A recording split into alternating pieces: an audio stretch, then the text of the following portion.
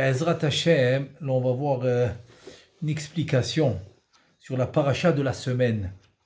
Donc, paracha de la semaine, Kedoshim Tiyu, comme il dit le Pasuk, Daber el kol adat bene Yisrael, ve'amarta alehem Kedoshim Tiyu, ki kadosh ani Adonai Elohechem. Donc, cette paracha, comme il nous le dit Rashi, elle a été dite à tout le Am Israël.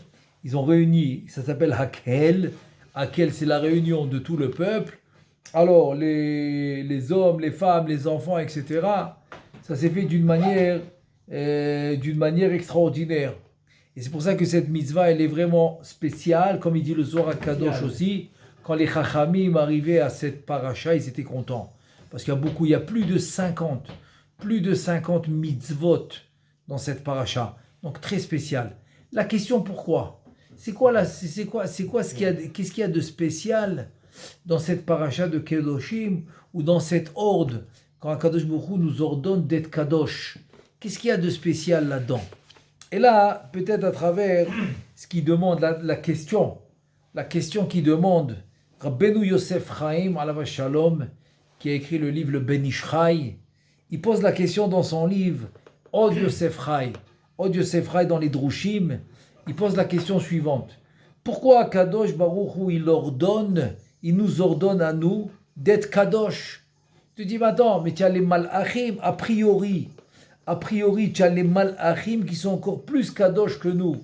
Alors pourquoi il a besoin de la Gdusha, de la sainteté de l'homme? On est dans un monde matériel, dans un monde physique.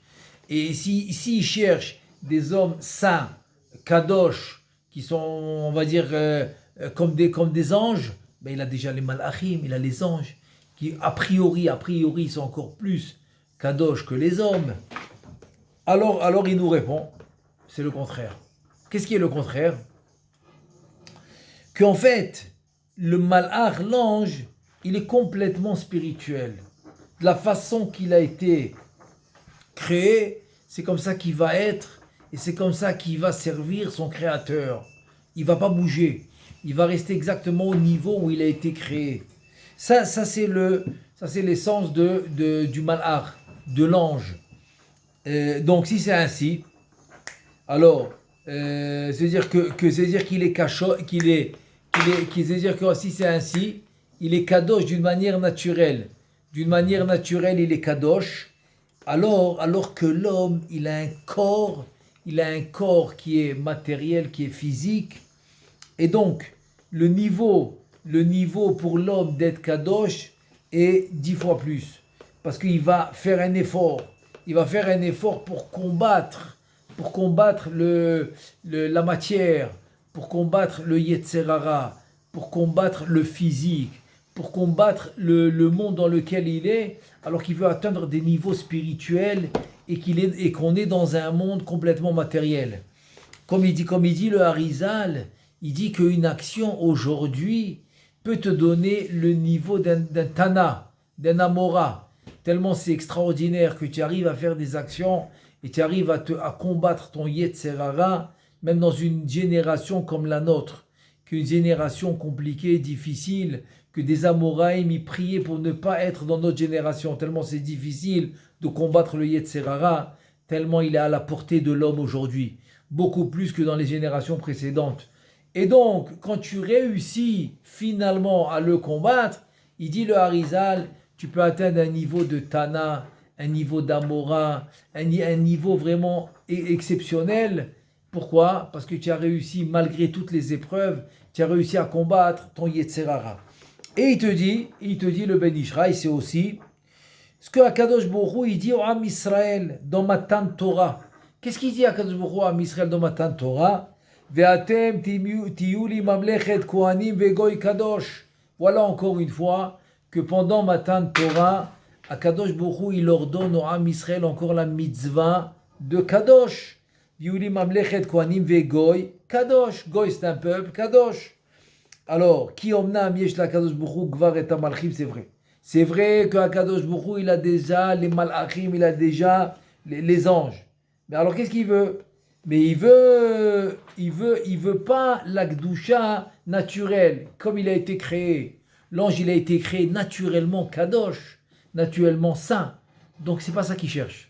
En deux mots, Akadosh Baruch Hu, il cherche pas la Gdusha naturelle comme il a été créé. Alors, qu'est-ce qu'il cherche? Il te dit, l'homme, il a un corps. Donc, la louange de l'homme, c'est quoi? C'est même qu'il a un corps matériel, physique, eh ben, il va se sanctifier.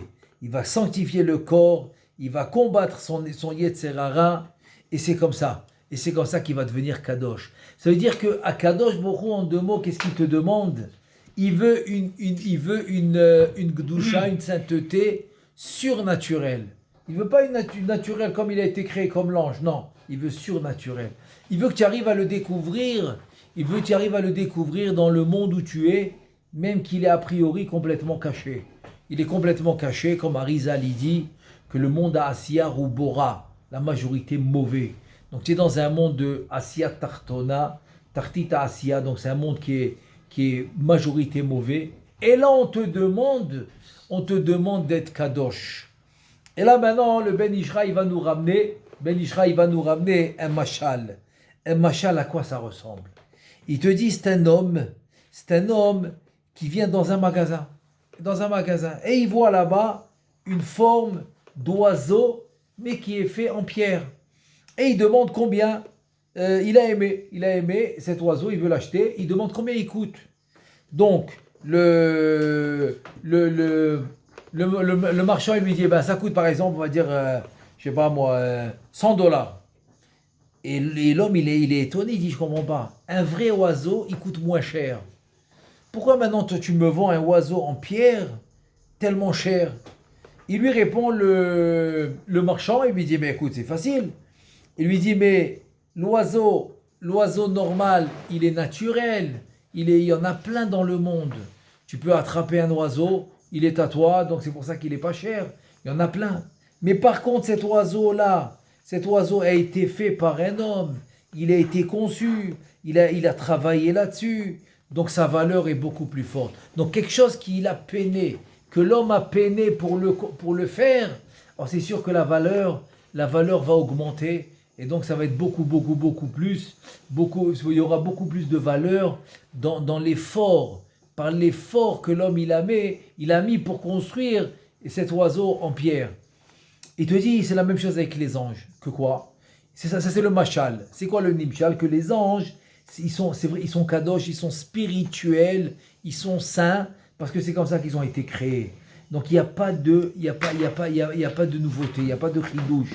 Ils n'ont rien rajouté en ce qu'ils sont. De la façon qu'ils ont été créés, c'est comme ça qu'ils sont, c'est comme ça qu'ils servent Hachem, et c'est comme ça qu'ils vont être jusqu'à la fin de leur existence, c'est comme ça qu'ils vont être. Ils ne vont pas bouger. Donc il n'y a pas de chidouche. C'est pas un travail personnel qui a été mis.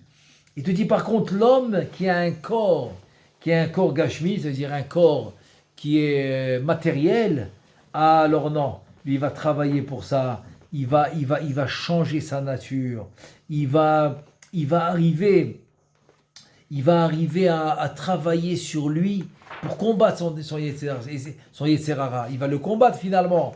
Et donc c'est pour cela que quoi? Que Akadosh Baruch Hu, il voit ça comme une vraie valeur. C'est-à-dire que l'Akadosh Baruch Hu, il va valoriser ton effort. Comme j'ai dit tout à l'heure, le Harizal il dit, ton effort aujourd'hui, il vaut comme un Tana, il vaut comme un Amora, il vaut comme un homme tzaddik, comme dans les millénaires auparavant, qui étaient vraiment des géants. Comme il dit Chachamim, il dit, si maintenant ceux des générations avant, tu les considères comme des anges, alors je peux te considérer comme un Ben Adam. Mais si tu ne les considères pas comme des anges, alors je ne peux même pas te considérer comme le Chamor de Rabbi Pinchas Ben Yair, comme l'âne de Rabbi Pinchas Ben Yair. C'est-à-dire, si tu considères nos Chachamim des générations avant, tu les considères comme des hommes, alors je ne peux même pas te considérer comme l'âne de Rabbi Pinchas Ben Yair, parce que tu ne comprends pas leur valeur. Ça veut dire qu'on voit de là que la valeur de nos Chachamim, c'est mamash, c'est pas Guzma, c'est pas une exagération de les considérer comme des malachim, comme des anges. Ça veut dire qu'ils sont à un haut niveau. Et pourtant, dans notre génération, si tu fais des actions et tu combats ton Yetzer Hara, eh bien, on te considère toi aussi comme eux. C'est incroyable. Donc, parce que Akadosh Baruch Hu, il valorise. Il valorise l'action de l'homme par rapport à son effort. Comme Pirkei Avot, il nous dit, les fum tsa'ara agra. C'est-à-dire que la récompense va être par rapport à l'effort que tu vas mettre. Donc, l'effort est très valorisé aux yeux d'Akadosh Baruch Hu.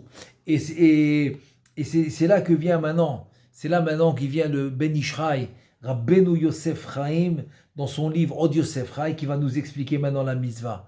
Après qu'il nous a expliqué le mashal, il nous dit Kedoshim tiyuki kadosh ani. C'est-à-dire, en fait, ce pasouk, il vient nous expliquer Er tuchlu leagia le ma'alat akdoshim.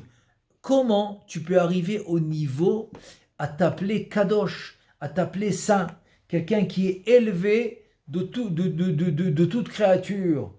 Allez, déjà, Kadosh Baruch Hu, il te dit que quoi Kadosh vetilchu bedracha. Ça veut dire que le fait que Kadosh Baruch Hu, c'est Kadosh, qui Kadosh Ani, c'est-à-dire lui, il est le plus haut parce que c'est le créateur du monde, donc c'est le plus haut de tout le monde.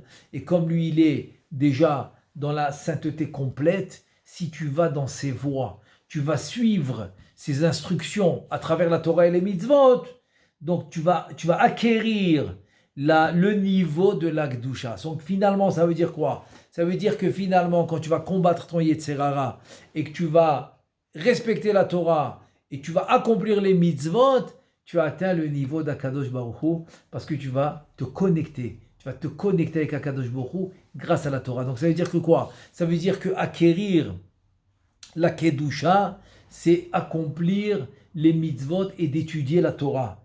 Et il te dit encore, tu pourras acquérir quoi? Allez, dès qu'il y a mitzvot, kiboud avahem, iveim shmirat shabbat, shekvar imasher alem. C'est-à-dire, si maintenant tu sais que tu vas faire kiboud avahem, tu vas être reconnaissant. Pour par exemple, ce qu'ils t'ont fait tes parents, c'est des exemples, oui. Tu vas être reconnaissant, donc ça va t'amener la Kedusha. Tu vas respecter Shabbat, ça va t'amener la Kedusha. Tu vas mettre les téphilines tous les jours, tu vas amener la Kedusha. Tu vas mettre le talit tous les jours, tu vas amener la Kedusha. Comme l'histoire du guerrier qui l'ont appelé pour aller en Milouim, pour aller à la guerre à Aza. Et voilà que maintenant, la nuit, juste avant qu'il va, il rêve de son grand-père. Et son grand-père, il lui dit, prends le talit avec toi, mets le talit sur toi, mets le talit sur toi. Pendant le réveil, il se réveille et ses copains, ils lui klaxonnent en bas parce qu'il était déjà en retard, il devait aller. Il va pour descendre, il prend ses affaires, il se rappelle du rêve. Il dit, attendez. Je retourne, j'ai oublié quelque chose. Il vient chez sa mère, il lui dit, est-ce qu'on a un talit? Oui, voilà, on a un talit katan que tu peux mettre sur toi. Et il prend vite le talit, il le met. Il dit, mais pourquoi tu as tardé? Il dit, parce que j'ai fait un rêve et mon grand-père, il m'a dit de mettre le talit. Donc voilà, je suis allé le chercher et je l'ai mis. Et voilà qu'il va dans l'endroit là de la guerre contre les ennemis. Et là, il reçoit une très, très, très, très grosse pierre à 20 cm de lui. C'est-à-dire qu'il a échappé de justesse. Il a été sauvé. Donc évidemment qu'il a remercié son grand-père là-haut, qui était déjà plus de ce monde. Là-haut, il l'a remercié. Et il a remercié Akadosh Baruch Hu qu'il a fait ce nes. Donc on voit comment une mitzvah peut protéger la personne. Incroyable. Il a été sauvé de morsure grâce à la mitzvah du talit. C'est un exemple. Et c'est pour ça que le pasouk, juste après, il dit Ish imo ve'aviv tirao ve'chedodat tishmoro. Donc c'est l'exemple que la Torah donne, le respect des parents avec la shmirat Shabbat. Parce que ça c'est des mitzvot où il faut faire des efforts. C'est-à-dire qu'il faut aller contre sa volonté. Pour respecter des parents à 100%, on est obligé d'aller contre notre volonté. Parce que si on va avec notre volonté naturelle, donc on est toujours confronté à vouloir faire ce qu'on veut et non pas ce qu'on nous demande de faire. Et là, quand des fois on a ce conflit, alors là, vient la Torah et te dit, non, vas-y contre ta volonté pour faire ma mitzvah. C'est ça Kedoshim. C'est-à-dire que Kedoshim, en fait, c'est savoir laisser sa volonté personnelle pour justement effectuer la volonté divine. Et c'est ça qui te rend Kadosh. C'est ça qui te rend Kadosh, comme on a dit, jusqu'au niveau de Tana et d'Amora, etc. Et là, on apprend ce limoud, cet enseignement incroyable. Que quoi? Kama Rashuvim Ma'asim, c'est-à-dire combien Akadosh Baruch Hu, il valorise nos actions, et quand des fois l'homme, il pense que c'est difficile de faire telle chose et telle chose, alors il doit penser, il doit dire le contraire. Il doit dire, puisque c'est difficile, puisque c'est difficile, alors combien c'est important aux yeux d'Hachem. Et combien Hachem va valoriser ce que je fais. Et donc, et c'est comme ça. Et c'est comme ça qu'il va monter de niveau, mais vraiment sans limite. C'est-à-dire que l'homme, il pourra monter de niveau sans limite grâce aux efforts qu'il va faire. C'est-à-dire qu'en fait, c'est pour ça que finalement, cette mitzvah va être donnée en public, c'est-à-dire à tout le monde, les hommes. C'est vrai qu'il y a des certaines mitzvot qui ont été, comme par exemple Parashat, comme on dit Parashat Hakel. Alors cette mitzvah aussi de Kedoshim Tiyu. Pour dire, écoutez bien, le Yesod, la base de toute la Torah et de tout niveau spirituel que tu veux acquérir dans ce monde, c'est celle-là, Kedoshim Tiyu. Être différent des autres et ne pas vouloir ressembler aux autres. C'est-à-dire ne pas vouloir, chas v'shalom, ressembler aux goïm, chas v'shalom. Parce que c'est là que la descente elle commence. C'est là que l'assimilation, chas v'shalom, elle commence, qu'on veut ressembler aux goïm. Et c'est quand on devient kadosh et supérieur à tout le monde, quand justement on ne veut pas ressembler aux goïm. On veut faire une seule chose. Qu'est-ce qu'on veut faire? Volonté divine, tout simplement. Et là, je veux raconter une histoire incroyable qui était au temps des Tanaïm. Et là, on va voir un peu l'importance. L'importance de vouloir toujours faire la volonté divine sans être, on va dire, tenté, sans être tenté de toutes les tentations du monde. Et là, dans un livre qui s'appelle Osefele, il nous dit la chose suivante, qu'il y a une histoire avec Rabbi Eliezer, Rabbi Yoshua, qu'ils allaient au Beth Midrash. Ils étaient en train d'aller au Beth Midrash, Rabbi Eliezer, Rabbi Yoshua, c'est le temps des Tanaïm, et voilà qu'ils allaient Be'arabait, et là ils ont vu un malach. Qu'est-ce qu'il faisait le malach? Yotze misham ou beyado chalouk echad meguatz ou meir ou mazir keshemesh. C'est-à-dire ils ont vu un malach avec un habit extraordinaire, un habit qui était vraiment qui brillait. Maintenant, qu'est-ce qui s'est passé? Par contre, il lui manquait cet habit. Il lui manquait, par exemple, on va dire comme une très belle chemise, mais il lui manquait le col. Il ne comprenait pas pourquoi il lui manquait le col. Donc ils ont demandé au malhar, dis-moi, à qui elle appartient, à qui il appartient cet habit qui lui manque le col? Ils m'ont dit, ça appartient à Rabbi Yosef, à Ganan. C'est Rabbi Yosef, le jardinier, qui fait pousser des légumes, qui habite à Ashkelon. Et donc c'est à lui, mais c'est pas à vous. N'ayez pas peur. Rabbi Eliezer, Rabbi Yoshua, n'ayez pas peur. C'est pas votre habit à vous, c'est le habit de Rabbi Yosef qui fait pousser des légumes. Il habite à Ashkelon. Donc qu'est-ce qu'ils ont fait? Après qu'ils ont fini les fêtes, parce qu'ils sont allés au Beth Amikdash pour les fêtes, etc. Donc ils reviennent à l'endroit du Beth Amikdash. Donc ils reviennent maintenant après la fête. Ils viennent à Ashkelon pour vérifier c'est qui ce Rabbi Yosef et pour essayer de voir comment ils vont l'aider. Et pourquoi il lui manque un col dans l'habit. Et là, ils sont allés. Donc, tous les gens de la ville, ils viennent recevoir les deux Gdolador, Rabbi Eliezer, Rabbi Yoshua. Et ils ont dit non, nous, on veut aller voir. On est venu, excusez-nous, on refuse toute invitation. On est venu voir Rabbi Yosef Aganan, celui qui fait pousser les légumes, le jardinier. C'est lui qu'on est venu voir. On est venu voir personne d'autre. Ok? Alors ils l'ont appelé, ils l'ont dit voilà, il habite là. Donc ils arrivent chez Rabbi Yosef. Et lui il dit oui, alors, mais Shalom Aleichem, ils se sont salués. Alors Rabbi Yosef, il ne comprend pas, il dit mais attends, vous avez laissé tous les riches de la ville et vous êtes venus chez moi alors que je suis très modeste. J'ai pas beaucoup à vous offrir. Et j'ai à peine si j'ai des légumes, qu'est-ce que je peux vous offrir?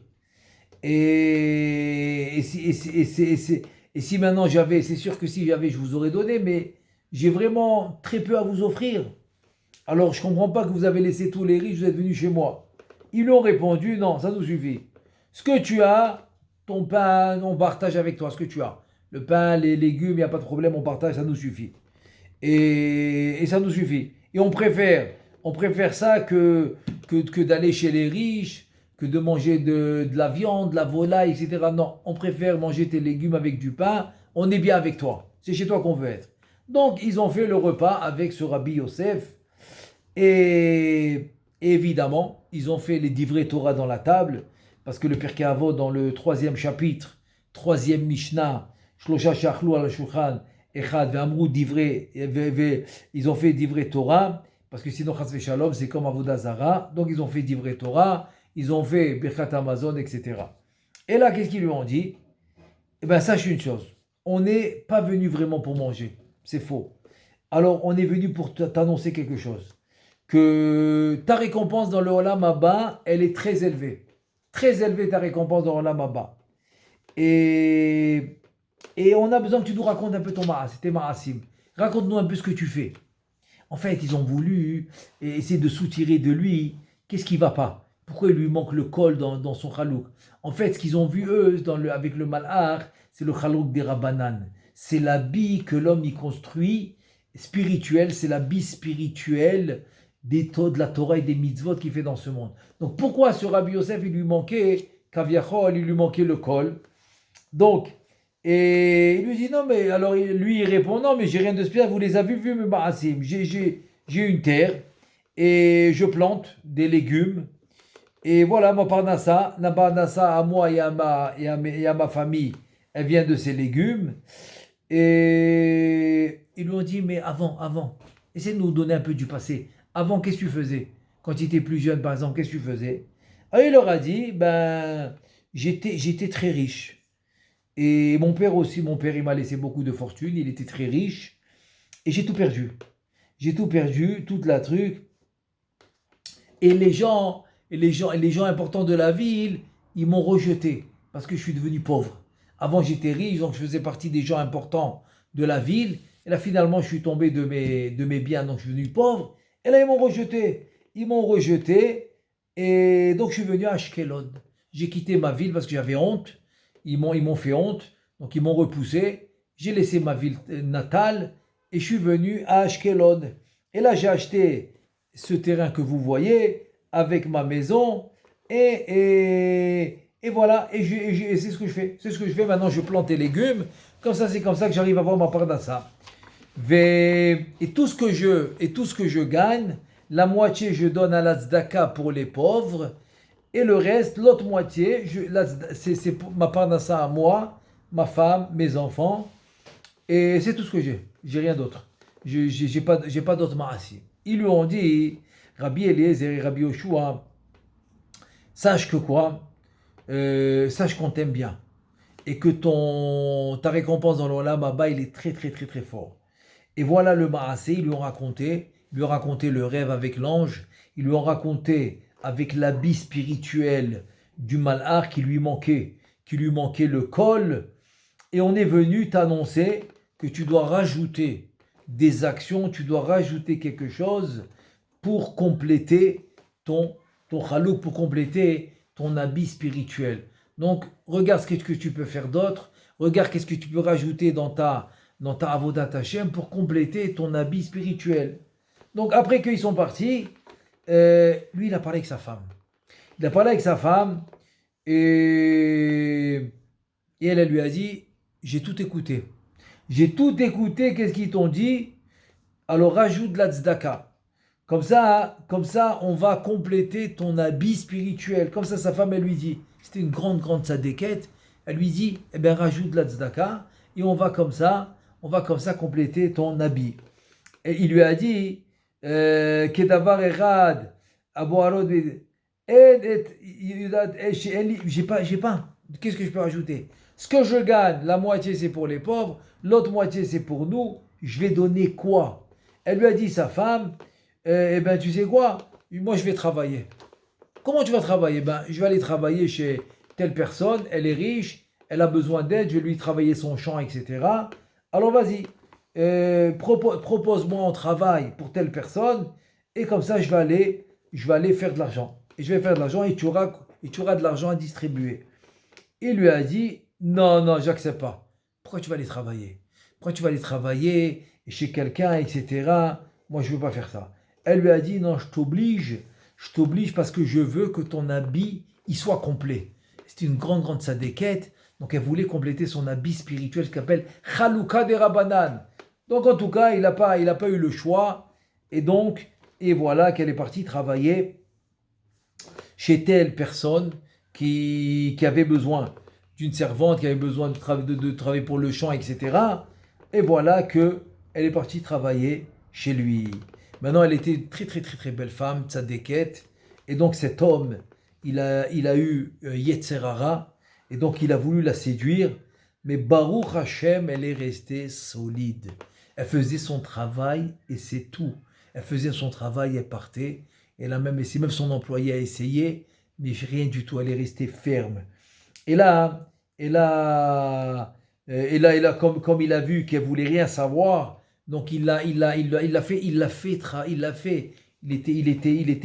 était rachat, celui qui la faisait travailler, et il l'a fait travailler avec les bergers. Alors encore pire, c'est-à-dire pour au moins que si lui il n'arrive pas à aller avec elle, que les bergers ils peuvent aller avec elle. Tout ça il l'a fait de mauvaise foi. Et Baruch Hashem, elle est restée très solide. Mais elle a souffert. Elle a souffert le martyre parce qu'elle n'avait pas le choix. C'était une paye qu'elle avait pris d'avance pour que son mari ait de l'argent pour la tzedaka. Donc elle n'avait pas le choix, elle devait finir le travail, elle ne pouvait pas partir. Et c'est comme ça que et c'est comme ça qu'elle a pas eu le choix. Mais Baruch Hashem, elle est restée solide. Et voilà, après un bout de temps, Yosef, son mari, qu'est-ce qu'il a fait? Il voulait voir, est-ce qu'elle est restée encore pure? Est-ce qu'elle était encore fidèle à lui ou pas? Qu'est-ce qu'il a fait? Il s'est déguisé. Il s'est déguisé comme un berger, comme si c'était un berger de cet homme-là chez qui elle travaillait. Il a essayé de la séduire. Évidemment, une fois, deux fois, trois fois, donc elle a été très solide. Et donc, là, maintenant, il a compris. Il a compris que Baruch Hashem, elle est pure. Et là, il a dévoilé. Il a dévoilé que c'est lui, que c'est son mari. Et maintenant, qu'est-ce qui s'est passé? Ils ont pleuré. Et Baruch Hashem, leur pleur est arrivé jusqu'en haut, Bashamaim, tellement ils étaient sincères, ils ont fait ça, Mamash, Lechem Shamaim. Et Baruch Hashem, elle est restée fidèle, elle est restée pure. Et là, Eliyahu Hanavi se dévoile à eux. Et il leur dit comme ça. Il lui dit, c'est bon. Ton chalouk, ta tenue spirituelle de Torah Mitzvot, elle est complète. Elle est complète, tu l'as complétée, il ne manque rien du tout. Et à plus forte raison, celui de ta femme, qu'elle a fait Messirut Nefesh pour toi. Ta femme, c'est elle qui a causé de compléter ton chalouk, donc à plus forte raison que le sien à elle, il est complet. Et donc, il leur a donné un signe d'aller dans tel endroit. Ils vont trouver là-bas de l'argent. Et avec cet argent, il pourra payer le salaire que cet homme a donné pour cette femme, parce qu'elle était coincée, parce qu'il avait payé le salaire en avance. Tu vas lui rendre son argent, comme ça tu vas la libérer. Vous allez vivre en paix, vous allez vivre en simcha. Et c'est comme ça qu'ils ont fait. Donc, Baruch Hashem, c'est ce qu'il a fait. Il est parti là où Eliyahu Hanavi lui a dit, il a trouvé le trésor. Il a racheté sa femme, il a payé la dette chez cet homme. Et c'est comme ça que Baruch Hashem, ils ont continué à vivre heureux, avec paix. Et Baruch Hashem, ils ont continué à aider les aniyim, les pauvres. Et c'est comme ça que Baruch Hashem, ils ont pu compléter le Chalouka des Rabbanan. Donc il vient maintenant le livre Ahavat Chaim, Chacham Menaché. Il dit un truc incroyable. Il rajoute à cette histoire, il dit que de là, tu peux voir du passouk. Qu'est-ce qu'il dit le passouk? Daber el kol adat bene Israël. C'est quoi adat? Adat, il te dit, c'est kishout, c'est idouille. C'est-à-dire en deux mots, c'est comme ça. Martin Elohim. C'est-à-dire que quoi? Aïnou les ish veishto kedoshim tiyo. C'est-à-dire qu'en deux mots, c'est comme le passouk qui vient, il te dit que tu vas dire Kaviachol, à l'homme et à la femme, vous deviendrez kadosh. Pourquoi?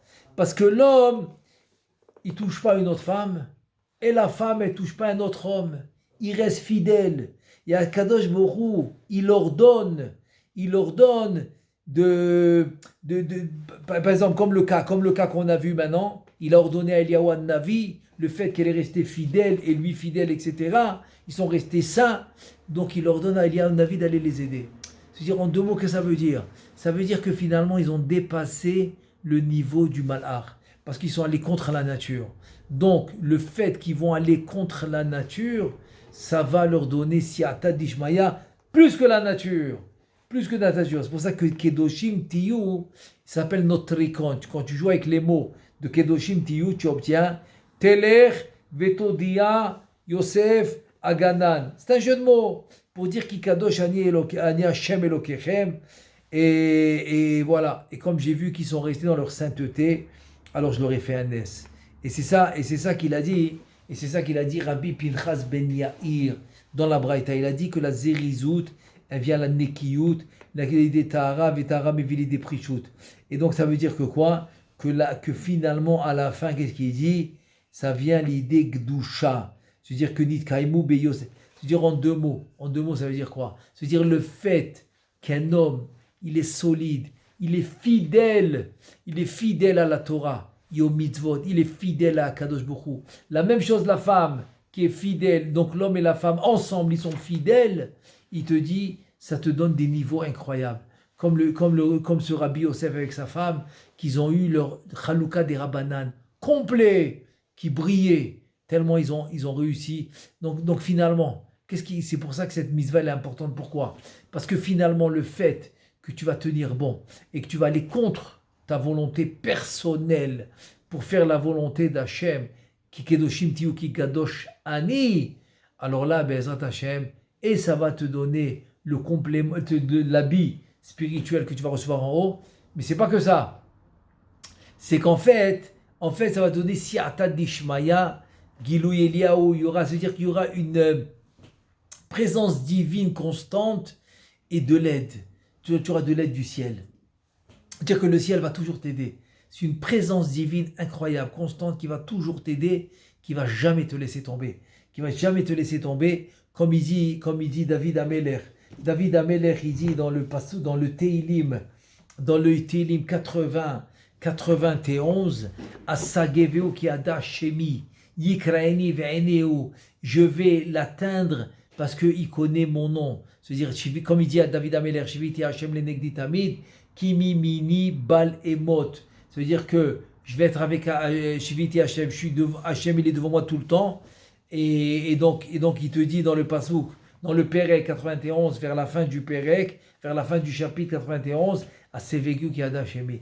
Ah, tu prononces mon nom tout le temps, eh bien, à Sagevou, je vais t'atteindre. Et tu vas m'appeler, je vais te répondre. C'est-à-dire que tout maintenant, toute cette proximité avec Akadosh Baruch Hu, avec la divinité, elle est constante. Pourquoi? Parce que tu es toujours en train d'essayer de garder son nom propre. Comment tu peux garder son nom propre comme il fait David Ameler, Shviti Hashem lenegdi tamid yudke vavke, le nom d'Hachem propre? C'est parce que tu es fidèle à sa Torah, tu es fidèle à ses mitzvot, et là, lui aussi, il va être toujours fidèle, il va être toujours là pour t'aider, et donc tu gagnes tout. Tu gagnes et le Olam Hazeh, c'est-à-dire c'est pas seulement on te dit ok tu auras Olam Haba et c'est bon, non, déjà Olam Hazeh tu es protégé, tu es aidé, tu veux dire toute situation qui peut arriver, il va être toujours là pour t'aider, de la même manière que tu es fidèle à sa Torah et à ses mitzvot, à lui aussi il va être kaviachol, il va être fidèle, c'est-à-dire il va toujours être là pour t'aider. Donc voilà, ça c'est pour ça l'importance de Kedoshim. Et c'est pour ça que Akadosh Baruch Hu, il va beaucoup valoriser tes actions. Alors Bezrat Hashem, qu'Hashem nous aide à Bezrat Hashem à accomplir la mitzvah de Kedoshim Tiyu. Amen ve Amen.